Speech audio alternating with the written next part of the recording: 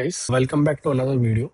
So in this video, what I'm going to show you is a lot of times what I've seen, especially with B2B clients, is that because they work with businesses, if someone wants to request a demo or if someone wants to get on a meeting with them to discuss things about their requirements, they normally B2B businesses prefer that the prospect enter in their business email IDs because that also shows some level of seriousness with whoever is trying to contact them, and it also helps them work with know the business they're working with, do some research about it.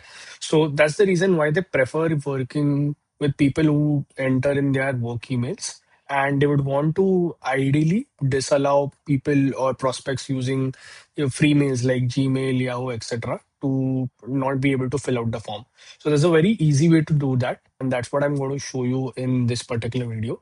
So I am in my meetings page over here. So what I need to do is click on edit, click on scheduling, go to forms.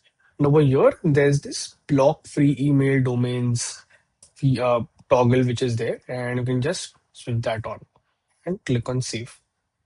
And that is it.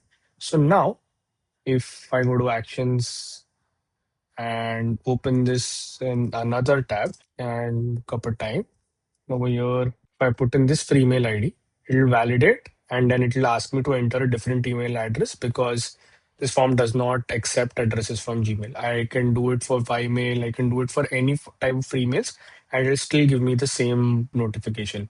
So that's how you do it. That's how you prompt your users to only fill in work email IDs and not provide Gmail or other free mail IDs while booking a meeting with you. So that's how you do it. I hope you found this useful. Thank you.